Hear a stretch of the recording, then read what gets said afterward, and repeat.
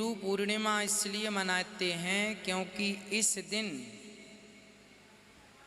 सबके गुरु श्री वेद व्यास जी महाराज ने ग्रंथ लिखकर पूरे किए थे।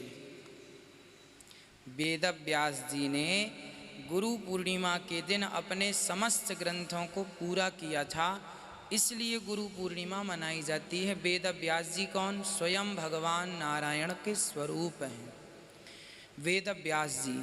तो व्यास जी महाराज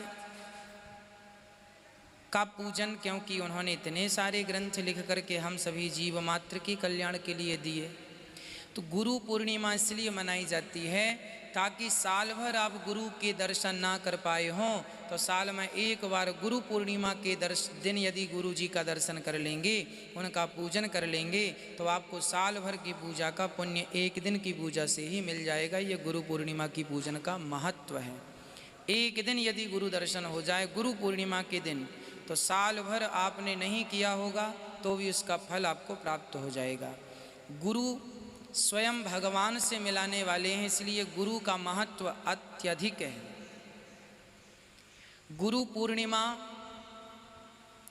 क्यों मनाते हैं?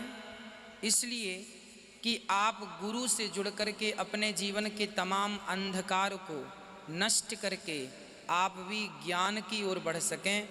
हजारों नहीं लाखों लोग ऐसे हैं भक्तों जिन्होंने हमसे ये बताया कि हम भागवत सुन करके डिप्रेशन से उठ गए हैं, अर्थात ऊपर आ गए हैं। मरने जा रहे थे, कथा के कारण मर नहीं पाए और हमारा जीवन बड़ा तंग था, दुखी था, पर आज जीवन कथा के माध्यम से सुखमय हो गया।